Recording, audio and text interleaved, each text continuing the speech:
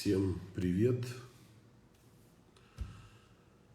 мальчишки и девчонки, а также их родители. Предлагаю пообщаться немножко, поотвечать на ваши вопросы, поднять настроение в пятницу. Кстати, один очень интересный факт сейчас расскажу про пятницу. Но не про телеканал «Пятницу», про календарный день пятничный. Вот. Сейчас все расскажу вам. В общем, в пятницу чаще всего происходит незапланированное зачатие детей. В пятницу чаще всего происходят случайные сексуальные связи. И в пятницу чаще всего люди заражаются различными венерическими болячками. А все знаете почему? Потому что в пятницу, в конце рабочей недели, люди идут бухать. Напиваются, непонятно где, неизвестно с кем, ложатся в постель. Сейчас же модно во всех, значит, приемниках кричать, что мы живем в современном обществе. Психологи есть, коллеги мои, считающие, что это тоже как бы нормально. На первой встрече с малознакомым человеком пойти и лечь в постель, даже не разобравшись, может у него там ВИЧ, может у него диссоциативное расстройство личности, может быть у него вообще шизофрения. То есть это как бы нормально, вы же в современном обществе живете, поэтому и болейте современными болезнями, и как бы всего доброго, всего доброго. Поэтому в пятницу желательно пить сельдереевый фреш, читать интересную книгу, и все будет в порядке. Марк, мужчина решил расстаться. Подскажите, как правильно себя вести, если еще приходится общаться в связи с обстоятельствами, но очень больно. Анфиса. Во-первых, нужно понять, что больно это нормально. И я даже больше скажу, и когда больно, это хорошо в момент расставания. Значит, вы живая, витальная женщина с абсолютно проявленными качествами, способная чувствовать, способная любить, способная переживать. Это уже большой-большой плюс. Второй момент очень важный. То, что вам плохо, то, что вам тревожно, то, что у вас может возникать желание плакать, вы входите в состояние стресса, и вас начинает колбасить то от агрессии до состояния чувства вины, это тоже нормально. Потому что за то время, пока вы были с мужчиной, вы адаптировались к нему, он адаптировался к вам. Он немножко иначе проживает расставание, чем вы. Скорее всего, я так понимаю, не вы являетесь инициатором этого расставания. А вот то, что касается общения с мужчиной, не нужно идти на контакт, безусловно, осознанно, целенаправленно. Да? То есть, если есть возможность не общаться с человеком, постарайтесь это сделать. Если не получается, сведите к минимуму это общение. В любом случае, не пытайтесь обманывать себя. В данном состоянии женщине было бы очень хорошо. Таня, что ты там машешь? Я слышу, что ты сидишь же в соседнем кабинете. Машет сидит. Танюха. В эфир. Вот. Так, о чем я хотел сказать? Хотел сказать о том, что задача сейчас не оставаться наедине с собой. Нужно пойти в терапию. Пойти в сопровождение психолога, психотерапевта, чтобы он помог вам обнаруживать ресурсы, чтобы вы не оставались один на один.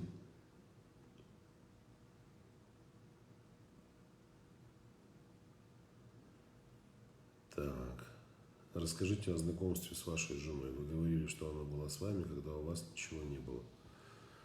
Как в смысле ничего? Нет, понятно, что когда мы познакомились с моей супругой, я был очень скромным в финансовых возможностях человеком. Это стопроцентный факт.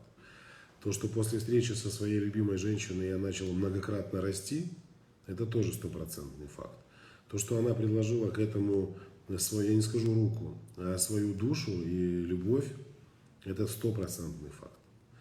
И в том, что я своим успехом во многом обязан своей женщине, это тоже стопроцентный факт. Вот. Но есть очень... Это вам нужно у нее спросить.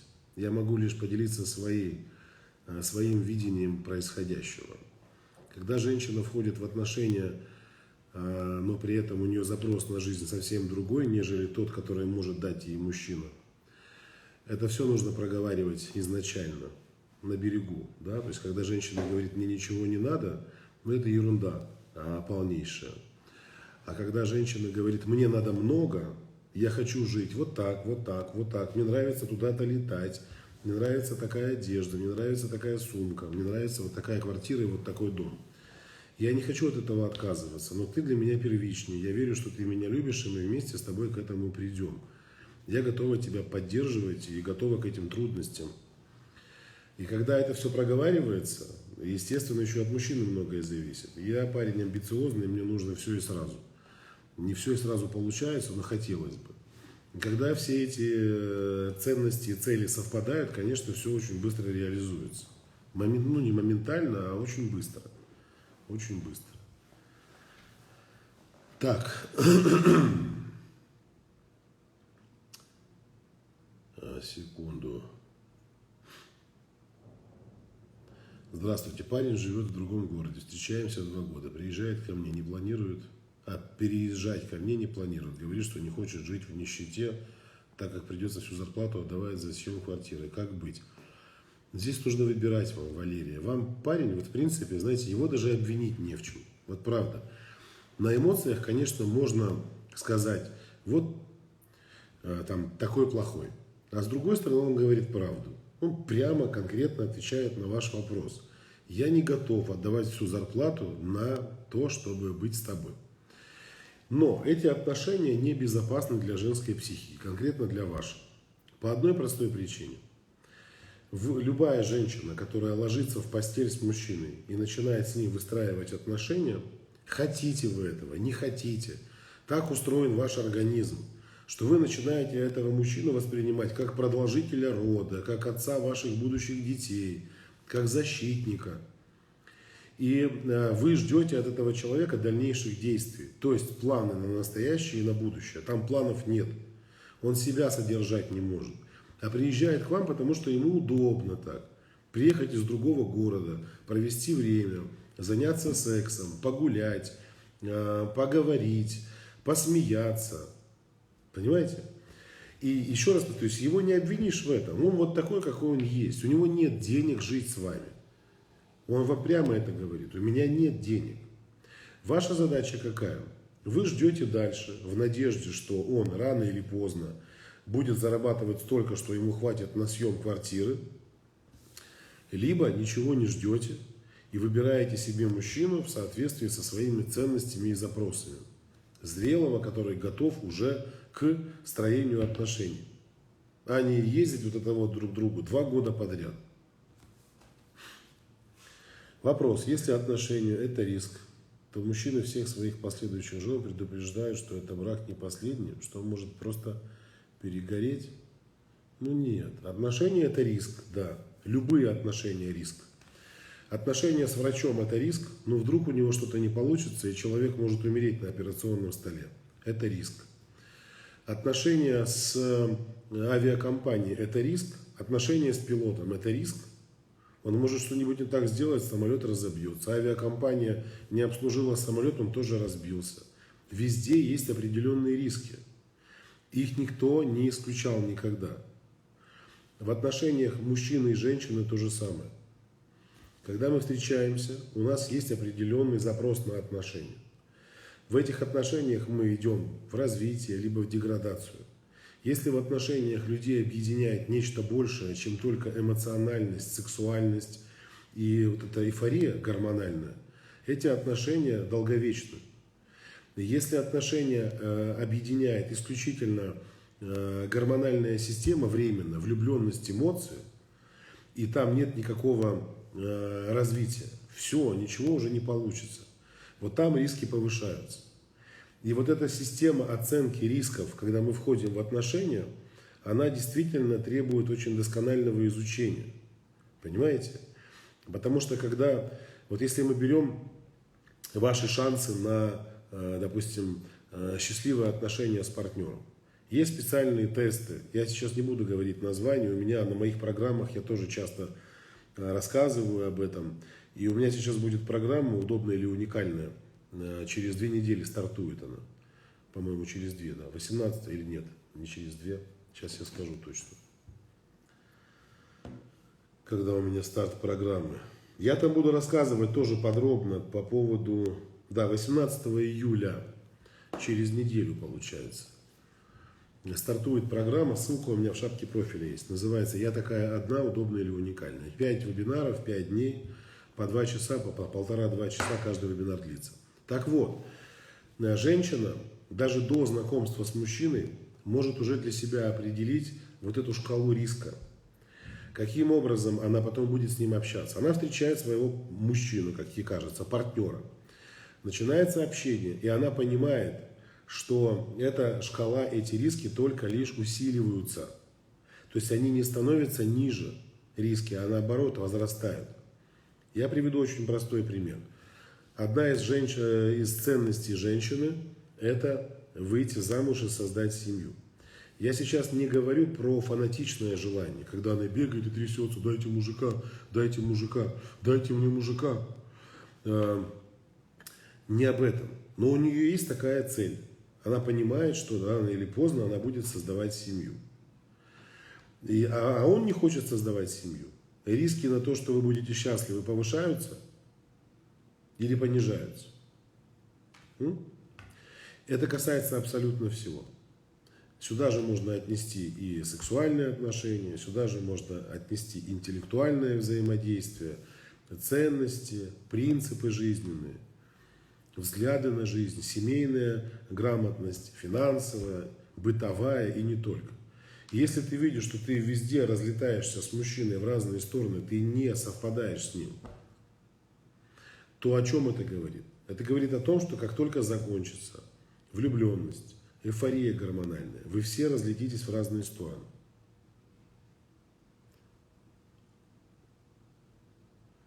Так. Обижает, что мужчина не делится своими переживаниями и проблемами. Ему 28. Говорит, мои проблемы и его проблемы. Его проблемы – это его проблемы. Нормально ли это? Очень переживаю. Что вы думаете? Мисс Крис, 15. Я Кристина вас назову, так понимаю, зовут. Кристина. Вот возьмите прямо сейчас, сложите вот так в комочек свои переживания. Не надо ничего подтирать этим комочком, а просто выбросьте их. Вот природа мужчины и женщины, она как отличается друг от друга? Мужчина в проблемах своих не нуждается в том, чтобы женщина его гладила по головке. И объясню почему. Когда мужчина женщине рассказывает о том, что у него есть нерешенные проблемы, он признается своей женщине в слабости своей. То есть говорит ей: я не способен решить ту или иную задачу. У меня не хватает на это ресурса, знаний, способностей, времени, еще чего-то. Когда вы выслушиваете это, из позиции женщины вам кажется, какие вы благородные, как это приятно выслушать проблемы своего мужика, он постепенно начинает вам доказывать свою силу только с обратной и часто деструктивной стороны. Поэтому, когда мужчине плохо и он не хочет делиться своими проблемами, не нужно из него их вытаскивать. Не нужно пытаться выманить его на разговор. Ну скажи, я тебя поддержу. Поддержите его по-другому. Поддержите его за яички, за член, за голову. Обнимите его. Сбегайте, наденьте на себя красивое нижнее белье. Устройте ему романтический вечер. Скажите ему 200 раз, что ты мой герой, победитель, я в тебя верю и знаю, что ты справишься. Устройте ему страстную ночь. Вот для него будет лучшая поддержка. А сидеть с глазами выпученными такой невротички-мамочки: рассказывай, сыночек, что тебя беспокоит? Тебя кто обидел? Кого пойти побить? Говори быстро мне. Я все вопросы порешаю. Не надо, не надо. Женщина должна мужчину поддержать по-женски, а не как мамка. Мамка у него есть своя. И такая поддержка ему не нужна. А вот если вы будете с ним кошечкой игривой, конечно, у него все будет получаться. И он вам все правильно говорит. Надо таким мужчиной, парнем, 28 лет, он такие вам слова взрослые, зрелые сообщает. Мои проблемы – это мои проблемы, а вот твои – это и тоже мои проблемы. А вот женщина, она немножко по-другому. Когда у вас проблемы, вам наоборот хочется, чтобы с вами поговорили. Поэтому вам, Кристина, и кажется, что когда у мужика проблемы, его нужно поддерживать словами, по головке гладить. Это вам такая помощь нужна. Когда женщине плохо, мужчина должен сесть и что? Предоставить ей слуховой аппарат свой и 2 руки или хотя бы одну. И с промежутком в 5-6 минут делать так. Иди сюда, все будет хорошо. Иди сюда, я всех побью. Иди сюда, я уже свечки поставил за упокой. Иди сюда, я все решу. И слушать. Вот несколько фраз, вот таких простых, тупых, заучить. И когда она выдохлась, женщина, вот тогда можно уже и поговорить с ней. Когда она уже сама не хочет разговаривать.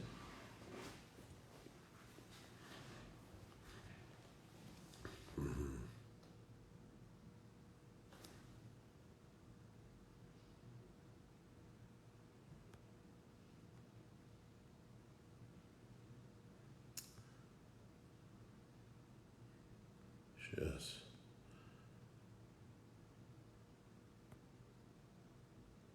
Как избавиться от эмоциональной зависимости от мужчины? Не держит меня и не отпускает. Эльза, с пониманием отнеситесь к моей реакции. Этот вопрос, он настолько частый, вы даже себе представить не можете. Частый, знаете почему? Потому что я каждый день получаю подобный вопрос к себе в директ, на почту, кто-то в службу заботы пишет. Что мне делать? Муж не держит и не отпускает. Не держит и не отпускает. Но вы же живой человек, правда? У вас есть разум. У вас есть волевые качества. В той или иной степени они должны присутствовать. Пусть даже минимально выраженные, но они присутствуют у вас. Вы отдали свою жизнь, свое счастье, свою судьбу в руки человека, который не может определиться сам, чего он хочет.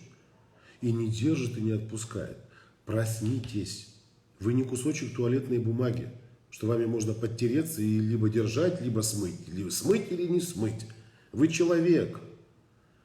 С ценностью, с самоценностью, с любовью к себе, надеюсь. Вы должны принимать решения, ориентируясь на себя, а не на какого-то додика, который не знает, что ему нужно от вас. И не держит, и не отпускает. Это самая невротическая фраза.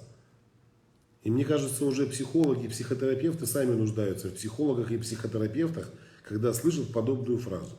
И не держит, и не отпускает. Да иди ты нахуй. Иди, блядь, гуляй, определяйся. А мужчина, знаете, когда решение принимает? Только в тот момент, когда женщина переходит с позиции эмоций к конкретным действиям.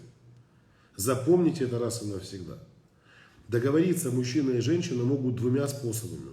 То есть одним способом, только по-разному немножко. Вот давайте представим себе простую вещь. Возьмем ваш конкретный случай. Ваш мужчина вам дает эмоции. То есть он не дает определенности. А любая неопределенность – это эмоции. То есть это привычная для вас среда. И вы в этих эмоциях, как дельфин в Черном море. И вынырнули, и занырнули. Вот прям как будто бы в своей тарелке, да? Но вам же плохо от этого. Почему? Потому что мужчина с вами разговаривает не на мужском языке, а на женском. Это вот когда 2 подружки встречаются и начинают рассказывать друг другу о том, какое она платье красивое купила. Понимаете? И вы это все в эмоциях, в эмоциях, в эмоциях. Научитесь общаться с мужчинами на их языке. Он вас не держит, не отпускает. Переводите общение с эмоций на логику, на какие-то конкретные факты. Это о чем говорит? О том, что вы должны для себя в первую очередь определить, какое время вы готовы еще быть в неопределенности. К примеру, я решила для себя, что если вот он в течение недели не определяется, я ставлю точку в отношениях. Ох, прекрасно, уже шаг сделан. То есть надо уходить от эмоций к действиям. Сообщайте ему: дорогой мой, я приняла простое решение. Я тебя не тороплю, я на тебя не давлю. Это исключительно для себя я сейчас делаю. Ты, пожалуйста, определись, чего ты хочешь. В течение недели у тебя есть время. Я тебе не писать не буду. Вот что хочешь, то и делай. И мне нужен твой ответ. Если ты не можешь принять решение какого-то, мы с тобой ставим точку в отношениях. Все. Это называется конкретика. А вот эти вот эмоции, знаете, там, это вот типичная ситуация, когда, например, женщина мужчине своему говорит. А таких случаев, знаете, сколько у меня на практике было? Ой, что-то не нравится, уходи, дверь открыта. Это все эмоции, это все блеф и эмоции, когда женщина так себя ведет. Я мужчине говорю: дорогой мой, давай так, вот ты услышал фразу такую от своей женщины, разворачиваешься, если там, и начинаешь собирать свои вещи, либо ее, где вы там живете, неважно. Просто договаривайтесь, все, до свидания, поехали. Последнее слово твое, да, последнее. 90% сдают заднюю. Ой, ай, извини, месячные, то началось, не с той ноги встала, сельдереевого фреша перепила, вода была с ржавчиной, еще что-то. Научитесь взаимодействовать через осознанность, а не эмоционально. Не держит и не отпускает. За что вас там держит?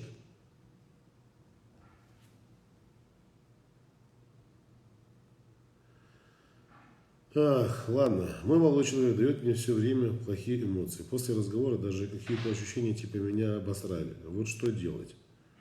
Ну, не быть с таким человеком. Есть токсичные люди, которые не умеют взаимодействовать на уровне уважения, заботы, любви. А они умеют взаимодействовать вот только через негатив. Что вам делать? Ну, ничего не делать. Либо терпеть, либо не терпеть. Вот я сейчас возьму чай, наберу в рот. Что я могу с ним сделать?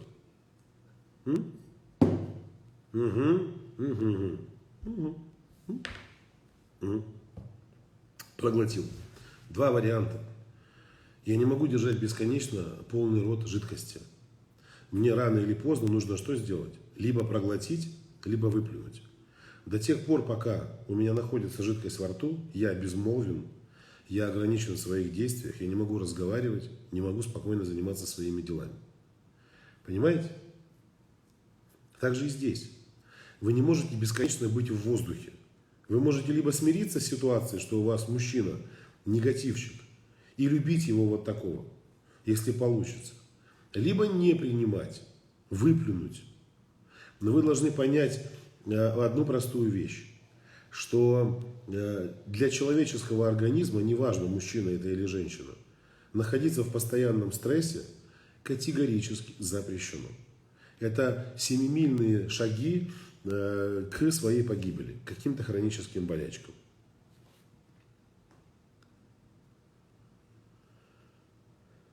Мой муж не хочет со мной заниматься сексом. Мне очень жаль.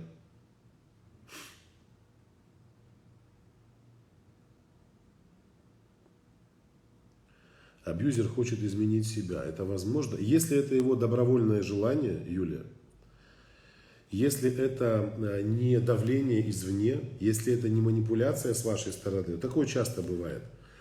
Либо ты идешь к психологу, либо я ухожу. А абьюзеры тоже впадают в состояние истерии, страха и говорят: пожалуйста, я пойду к психологу, только не уходи. Такая терапия будет неэффективной. Если мужчина сам понимает, такое часто бывает, важно понять одну простую вещь. Абьюзер это не плохой человек. То есть сказать, что он плохой, мы не можем. Мы можем сказать, что это человек, который нуждается в помощи. Это человек, которому необходима терапия. Но их есть несколько категорий. Есть абьюзеры, которые не осознают этого и считают себя абсолютно нормальными людьми, социализированными. Есть абьюзеры, которые понимают, что они таковы.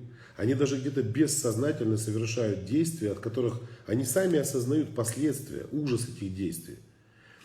И поэтому, когда абьюзер принимает решение пойти в терапию, а она очень долгосрочная может быть, все зависит от степени повреждения, можно даже так сказать, от того, насколько покрыт масштаб личности этого человека абьюзом, насколько он, как он проявляется, через какие формы, насколько это опасно физически, в первую очередь для женщины. Потому что если это, например, агрессивный психопат, который дерется, бьет все вокруг, с ним даже находиться рядом нельзя. Просто нужно моментально сбежать, потому что убьет.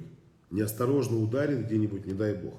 Если это эмоциональный абьюз, вроде бы попроще ситуация, но тоже на грани фола. Поэтому самая важная задача, чтобы абьюзер, неважно у него, нарциссическое расстройство, он пошел туда сам. Вот он приходит в кабинет и говорит терапевту: знаете что, я не могу так жить больше. Я порчу жизнь себе, своей женщине, помогите мне, пожалуйста. И терапевт начинает очень медленно, аккуратно, безопасно пробовать с ним различные формы, альтернативные в общении. И мужчина становится на какое-то время похожим на самого настоящего школьника. У него есть тетрадочка, он в ней фиксирует свои эмоции, чувства, мысли, переживания, тревоги, поступки, действия. Он, скорее всего, еще если вы идете к психотерапевту, вас еще отправят, абьюзера еще отправят к эндокринологу, для того, чтобы он сдал анализы на гормоны. Потому что если в этом гормональный сбой и не все в порядке с гормональной системой, у него агрессия может возникать и раздражительность в силу этого самого сбоя. И тогда психотерапия становится уже не столь эффективной, если не навести порядок, не привести в порядок гормональную систему. То есть работа с абьюзером – это очень ответственное мероприятие. И оно требует досконального подхода. И сопровождать абьюзера в терапии – это тоже очень ответственный процесс. Поэтому, если, Юлия, он идет туда сам, если вы готовы какое-то время быть рядом с ним и где-то даже поддержать его, но здесь важно не перепутать поддержку и понимание. С пониманием к насилию относиться нельзя. Насилие необходимо пресекать. Именно поэтому женщины, которые живут с абьюзерами, не должны ходить с ними в терапию совместную. Это противопоказано. Он туда ходит один. Если вы хотите, вы ходите к отдельному терапевту, занимаетесь с терапевтом отдельно. Я вам желаю счастья. И желаю счастья вашему мужчине. Тем более, если он сам туда идет, ему нужно понять, что у него все получится. Самое главное для абьюзера, который добровольно пошел в терапию, осознать одну простую вещь. Будет возникать много раз желание послать всех нахрен, сдаться и вернуться на прежние рельсы. И такие попытки могут возникать чуть ли не после каждой сессии. Не нужно этого делать, нужно просто пойти в процесс до конца, довериться специалисту. Это про доверие в первую очередь.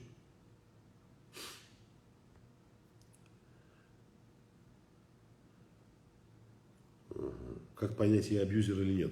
Я об этом тоже расскажу с 18. У нас, кстати, 18 числа, 18 июля как раз с этой темы и начинается бесплатная программа, удобная или уникальная.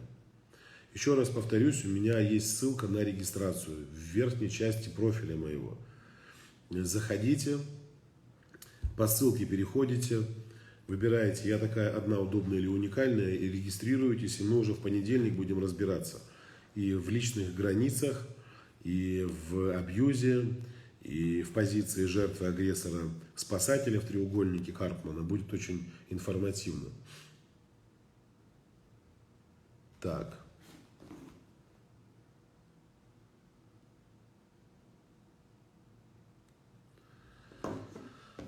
Ага.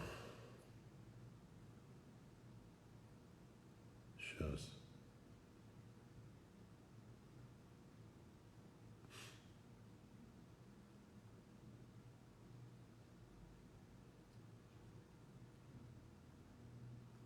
С чего начать изучение психологии? Книги, курсы? Что посоветуете? Ну, я бы начал, безусловно, с... Я вам скажу, почему, с чего я начинал. Мне было очень интересно изучать биографию известных людей, известных психологов, психотерапевтов, там, Фрейда, Райха, Лоуэна, Грофа, Франкла, в общем, и так далее, и так далее. То есть я изучал их биографию. Это было мне интересно. Почему? Объясню. Я искренне убежден в том, что большая часть крутых специалистов в области психологии и психотерапии – это люди, которые сами нуждаются в помощи. Это первое. При этом это достаточно такой экологичный способ решить свои внутренние проблемы, стать специалистом в помогающей профессии. Это раз. Я также искренне убежден, что каждый человек, который идет в подобную профессию, где-то не совсем научен проявлять любовь до конца. То есть ее очень много, но дозированно она дается в терапии. Это мое индивидуальное, субъективное мнение. Поэтому, когда я изучал биографии великих психологов, психотерапевтов, философов различных, я постепенно понимал вообще, о чем эти люди, почему они пришли в профессию. После этого, естественно, когда ты уже начинаешь читать их книги, ты совсем по-другому смотришь на этих людей. И, безусловно, психология, она, да, это знание, это структура, это многие-многие нюансы, там, начиная от протоколов введения терапии и так далее. Но, как мне кажется, это больше про внутреннее согласие с собой. Потому что если вам дискомфортно внутри, вы не сможете быть крутым специалистом, вы не сможете доносить до людей то, чего вы хотите. Это касается абсолютно любого помогающего практика. Там, неважно, кто это, коуч, психолог, психотерапевт, не имеет значения. Это раз. Во-вторых, очень важно, чтобы человек, который то, что он транслирует, ну хотя бы на процентов 80 соответствовал этому. Объясню почему. Слово имеет очень сильное влияние на любого человека. Даже если взять библейское писание, да, вначале было Слово, и Слово было у Бога. Слово – это мега-супер крутой инструмент. Это либо разрушение, либо созидание. И когда вы живете одной жизнью, а транслируете что-то другое, все, что вы будете говорить, будет разрушаться. Оно не будет затрагивать людей, не будет затрагивать их сердце.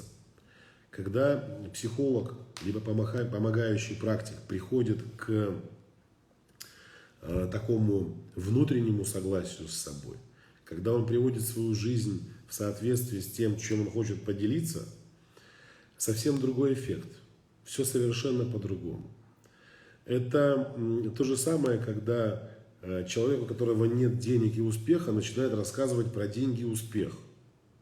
Когда у него не было собственного опыта достижения успеха, он рассказывает другим, как достичь успеха, как стать богатым. И понятно, можно съехать и сказать: мне не нужны деньги. Ну, хрень полнейшая. Вот. Поэтому я все-таки сторонник того, чтобы абсолютно любой специалист не обманывал себя, а шел в свою профессию с позиции обнаружения в первую очередь себя. Себя полюбить, принять, побыть в разных состояниях. Ну и, конечно, опыт. Опыт. Я помню, когда я был на какой-то конференции, не помню, как это был какой-то, по-моему, 15 или 16 год. Вот. И там, значит, был парень молодой, ему было 20 лет, по-моему, или 22 года. И он ходил и рассказывал всем вокруг, значит, о том, что он мега-супер крутой специалист, мега-крутой психолог, и что там к нему очереди стоят по полгода, и многое-многое другое. Я, безусловно, не исключаю, что есть мега-крутые молодые ребята, и коучи, и психологи, но все-таки опыт, он придает такой массивности специалисту, когда он сам многое повидал, прожил, например, и семья, и дети, и расставания, и встречи, и падения, и поражения. Это важно для эмпатии, это важно для милосердия, для сочувствия, для доброты, для любви, а просто для того, чтобы вот Амели или Амели, я понимаю, что у вас с головой проблемы серьезные. Но вот если вас в жизни встретить, вы же ходите с засохшими козявками и с нечищенными зубами. И пишете такие гадости. Понимаете? Пишите такие гадости. Вот если вас в жизни встретить, вы задрочена такая замыкашка, что самой стыдно даже в зеркало подходить. Поэтому просто дергайте отсюда из эфира, пока вас 2000 женщин не прокляли. У вас бородавка вырастет на клиторе, блядь, потом не сможете сексом заниматься. Вспомните мои слова. Будете бегать, прижигать чистотелом ее в поле без трусов. Либо начинайте зеленку пить, хотя бы из трубочки, чтобы зубы не запачкать.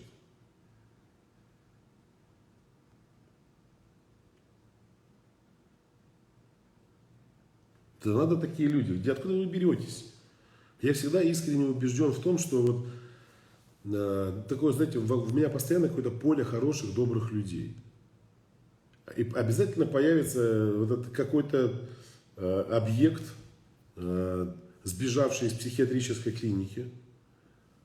И вот хлоп тебе в эфир какую-нибудь гадость.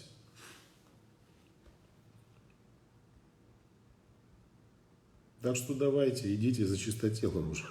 Сейчас еще будет, сейчас она сидит, думает, что нам написать, чтобы покорить нас остроумием своим.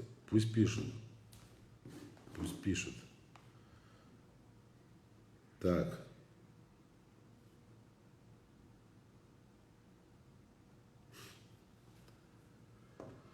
Мне не хочется развиваться, не знаю, в какую сторону апатия постоянная. Что делать? Давайте разбираться. Смотрите. Любое развитие требует энергозатрат. Энергозатраты – это жизненный ресурс. Это определенный. Вот представьте себе, что вот в этом стаканчике есть вода, да? Или какой-то напиток. Здесь 300 миллилитров. 300. Вот если мы захотим удовлетворить, избавить от жажды, например, одного человека, ему будет достаточно этого стаканчика воды? Ну, на какое-то время, да. Он утолит жажду. Если на этот стакан будут претендовать 2 человека, ну, уже шансов меньше. А если 122? Ну, просто губы помочат и все. Жажда не будет удалена.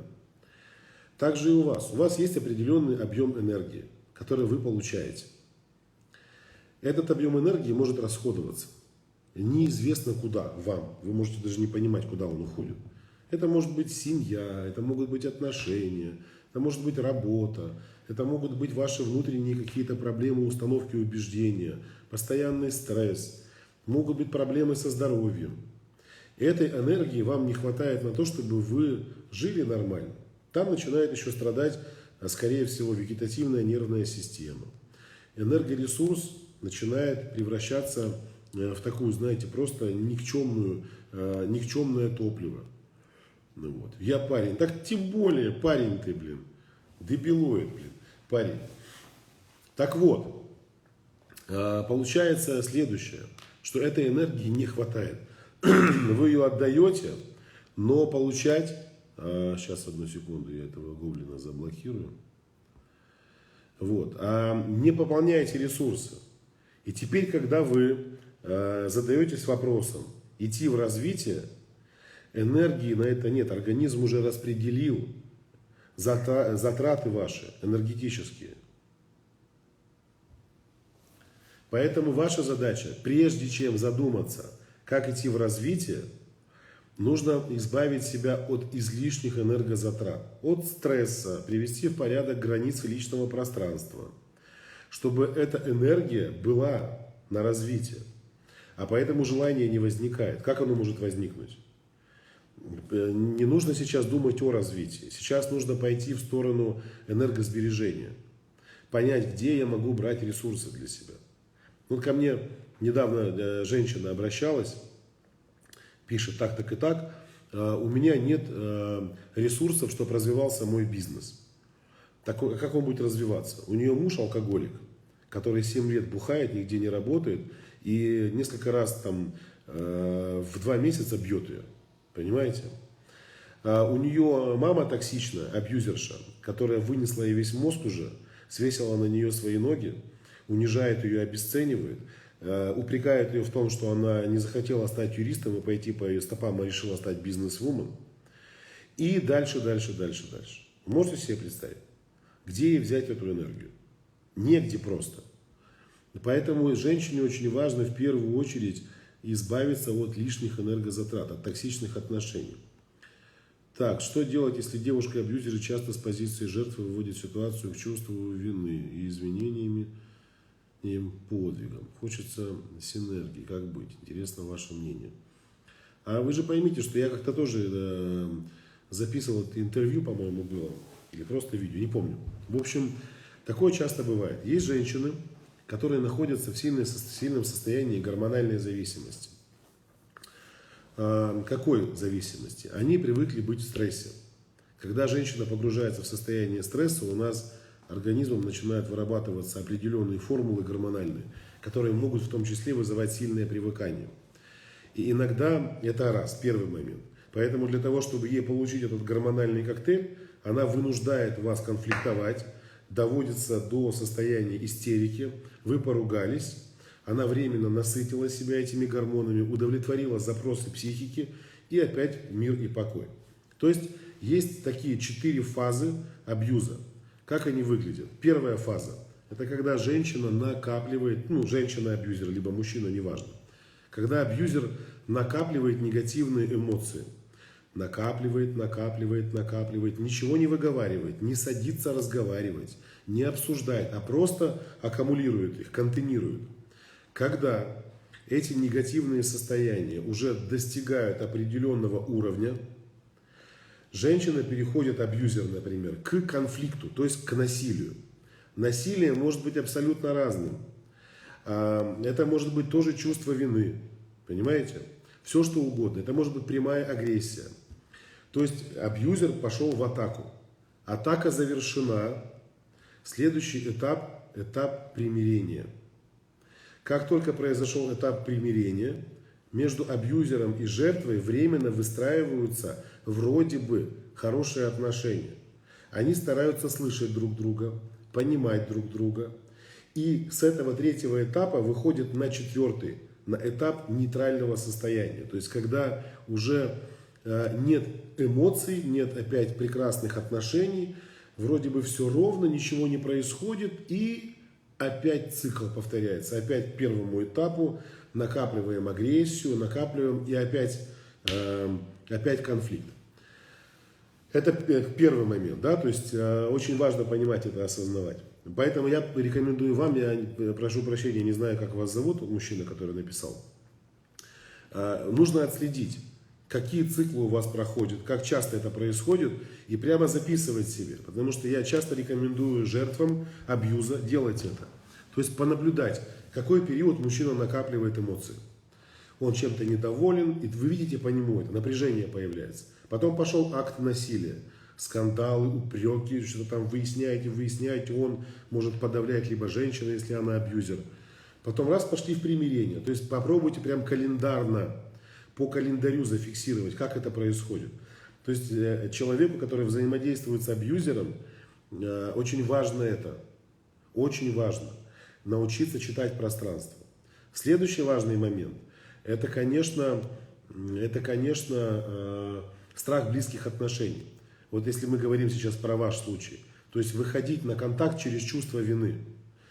Почему это происходит? Когда человек через чувство вины сближается с другим, он показывает свою слабую позицию. То есть я безопасен для тебя, я не несу никакой угрозы. Ты можешь быть со мной в абсолютно комфортном состоянии. И когда происходит вот подобный акт насилия, агрессор вызывает чувство вины у жертвы, и вы через чувство вины приближаетесь, временно психика абьюзера стабилизируется. Он это тоже делает не просто так. Это может происходить из-за страхов внутренних. Поэтому понаблюдайте за своей женщиной. И, безусловно, ей нужно куда пойти? Пойти в процесс терапевтический, если она сама осознает, что она такая. Женщине вообще, мужчине находиться в отношениях с женщиной-абьюзером очень опасно. Даже опаснее, чем женщине с мужчиной-абьюзером. Женский абьюз, он настолько коварен, настолько тонко устроен, что мужчина может сойти с ума там. Суициды, сердечные приступы, инсульты, алкоголизм, наркомания – это тоже может быть элементом абьюза со стороны женщины. Я не говорю, что все алкаши должны сейчас обвинить своих жен. Нет, нет. Алкоголик, он и в Африке алкоголик. Но то, что женщина может вполне адекватного мужчину, у которого не было никаких наклонностей и предрасположенностей, ни пить, ни драться, ни хулиганить, может довести до состояния сумасшествия, я на своей практике такие пары очень часто встречал. Поэтому, парни, мужчины, если вы чувствуете, что вы оказались в абьюзивных отношениях с женщиной, жопа к жопе, кто дальше прыгнет. Ваша задача прыгнуть как можно дальше и даже не оборачиваться. Даже не оборачиваться.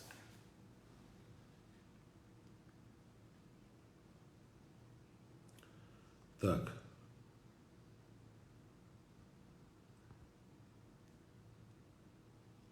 Слушай, ну женский абьюз, он такой же, как и мужской. Только там есть определенные нюансы. Я вам приведу очень простой пример. Вот женщине очень просто соскальзывать с ответственности. Да? Ой, у меня месячные. Ой, ну мы же женщины эмоциональные. Ой, ну мы же то. И мужчина начинает действительно думать, что он дебил. Что я, сука, сильный, с бородой, должен показать свой характер и уступить женщине. С пониманием отнестись. С пониманием отнестись к женской натуре, да. Но не как там насилие. Именно по этой причине многие мужчины, которые не могут распознать, где есть женский характер и женская эмоциональность, а где есть насилие. А эти женщины-абьюзеры потом начинают еще мужчине внушать, что ты меня не так понял, я совсем другое имела в виду. Но мы же женщины ляпнули одно, думаем другое. И такое бывает. Но когда это имеет уже определенную структуру, когда это уже превращается в инструмент насилия, это уже не женский характер, это не эмоциональность. И именно по этой причине сложно вычислять женский абьюз. Нужно прям быть очень внимательным, и это делается специалистом. И как только вы вычислили женщину-абьюзера, сразу вперед, в билетную кассу. Покупать билет и подальше куда-нибудь от нее дергать.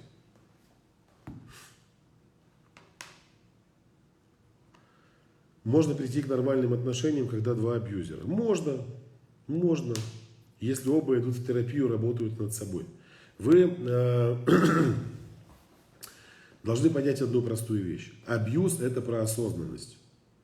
Это про ответственность. Это инструкция, которая направлена на формирование новых нейронных связей. То есть в прямом смысле слова. Абьюзеры живут по инструкции. Как здесь можно отреагировать? Альтернатива. Внутри все кричит «плюнь в лицо», а в записках написано «отнесись с пониманием, человек имеет право на это». Ну как же имеет право, если меня прям бесит? То есть там даются инструменты по работе с агрессией, чтобы человек мог быть в самопомощи, инструменты самопомощи, которые он может использовать в работе с собой, когда нет рядом терапевта, например. То есть есть инструменты экстренной помощи для абьюзера. Когда у него повышается агрессивность, ему нужно что-то сделать с этим. И это тоже должно использоваться. Так, на своей шкуре испытал женский абьюз. Это плохо. Я согласен с вами. Я вот даже спорить не буду. Причем женщин-абьюзеров не меньше, чем мужчин-абьюзеров. Это тоже стопроцентный факт. Но еще раз говорю, что учитывая тот факт, что он более сложно вычисляем, и часто можно соскользнуть вот этим на женскую эмоциональность, на слабохарактерность, еще на что-то. Поэтому многие думают, что большая часть мужиков это абьюзеры. Нифига, нифига.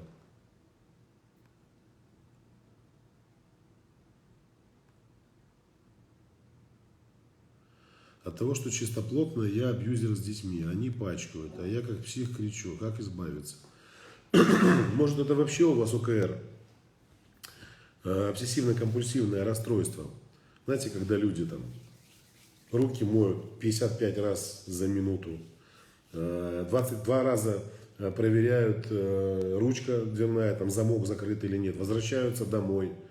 А если я наступлю сейчас на этот листик, моя бабушка сломает ногу. Ой, блин, наступил на листик. А если теперь нужно наступить на другой листик, то она не сломает ногу. Пойду найду. Пошел, нашел. Вот. Если это ОКР, здесь нужно очень с хорошим специалистом пойти в формирование такого, знаете, инструментов контроля. Инструментов контроля. И это очень важно. Это очень важно. Потому что, видите, что происходит? Вы не контролируете то, что происходит с вами, а срываетесь на детях. Это вызывает у вас агрессию. Это вызывает агрессию. Вот. Простите, пожалуйста, мне нужно ответить на одно сообщение.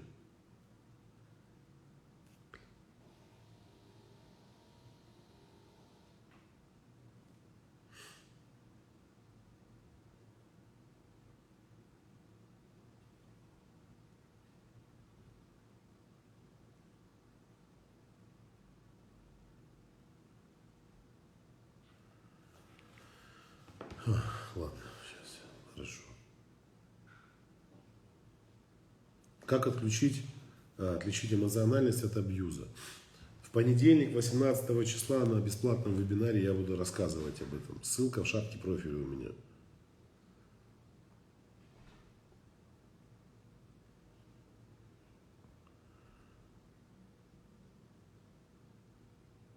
Так.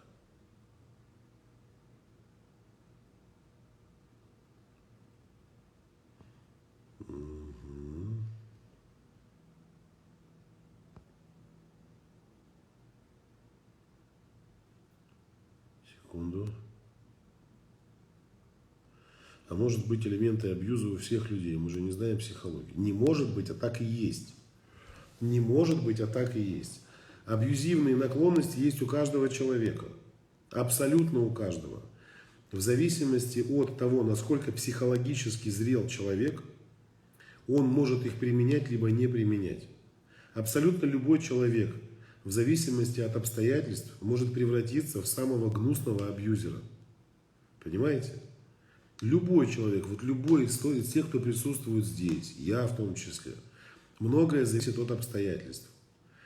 Поэтому абьюзивные наклонности есть у каждого человека. Дело в другом, кто-то применяет эти и даже в потребности находится сделать больно.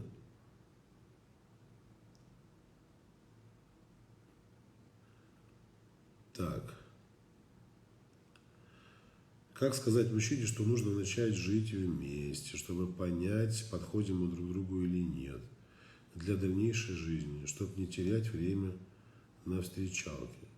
Кристина, выбросьте эту дурную мысль из своей головы.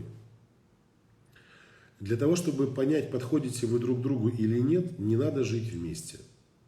Вы хотите себя сдать в аренду на неопределенный срок, любимая моя, привет. Хотите сдать себя в аренду на неопределенный срок, идите в сожительство. Вы зачем превращаете в мужчин в безответственных потребителей?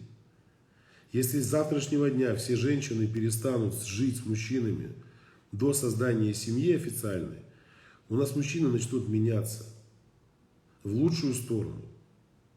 Вы их расшатали и раздолбали и воспитали в них безответственность. Пожить вместе. А если вы поймете, что вы не подходите друг другу, потом вы пригласите еще одного мужчину пожить вместе, а потом еще 5-го, 10-го, либо 20-го, вы хотите, чтобы вас оттрахало 30 человек, прежде чем вы найдете мужа своего? Это что за пользование такое? А вы потом своему 30-му, который на вас женится, скажете про своих 29. У меня было 29 сожительств. Мы присматривались, подходим друг к другу или нет. У вас что, влагалище ромбиком, а у него член квадратиком? Там не произойдет стыковка? Все у всех плюс-минус одинаково. Вы же спите? В сексе подходите друг к другу? Подходите. Бытовые вопросы решаются, обсуждаются. Это говорит о чем? О доверии. Вот мужчина говорит своей женщине: ты знаешь, я такой раздолбаю, у меня в раковине посуда может лежать неделю. Когда я понимаю, что тарелки закончились, я мою. Она говорит: ой, ты знаешь, а я так не могу. Я вот не могу уснуть, если в раковине лежит тарелка. Опа! А вот как мы будем решать этот вопрос? Давай купим посудомоечную машинку. Решение вопроса, класс. Люди обсуждают биоритмы свои, режим дня, жаворонок ты там, сова, не знаю. Как ты любишь проводить время? А где у нас будет лежать чистое белье, а где грязное? Вот когда два человека, медведь, сука, в цирке на велосипеде ездит и еще жонглирует, понимаете? И когда ему кричат «Миша», он поворачивается и показывает язык. Медведь, блядь, прикиньте. Собаки, блин, прыгают в нужную дырку. Попугаи разговаривают, отвечают на вопросы. Тут два человека, живущие в 21 веке, ну как минимум с законченным средним образованием, не смогут договориться друг с другом. Конечно, нужно просто обсудить очень важные моменты. Это сексуальные отношения. Потому что когда, например, у вас страсть и влюбленность, да, люди там чаще занимаются сексом. А в браке может выясниться, что ему надо 3 раза в месяц, а вам нужно каждый день. Или наоборот. Конфликт будет стопроцентный. Стопроцентный. Дальше, если он неряха, а вы чистюля, будет конфликт? Будет. Если он любит пассивный образ жизни, вы активный, будет конфликт? Будет. Вот об этом нужно думать. И перечень вопросов огромный. Совпадают ли у вас цели на жизнь, интересы? Он планирует строить карьеру и в ближайших 10 лет не думает о детях. Вы планируете через 2 года стать мамой. Для чего вам жить вместе, чтобы это узнать? Жить вместе, это, знаете, уже вишенка на тортике. Уже торт вынесли, это вишенку, хлоп сверху и конфетти, горько. И все пошли жениться. А когда у вас желание узнать, подходим ли мы друг к другу, финансовый вопрос обсудить. Вот если я забеременею, буду рожать тебе наследника, как будет у нас финансы распоряжаться? Вот моя мама даже беременная работала, ничего знать не знаю. Согласны с этим? Ладно. Успокойтесь. Это почему женщина торопится в сожительство? Вы же сами отвечаете на вопрос, чтобы не тратить время на встречалки. Вы хотите построить отношения не с позиции «я счастлива наедине с собой», а с позиции какой? «Мне очень плохо, мне срочно нужно замуж, я его люблю, время-то идет, а я еще не замужем». Остановитесь.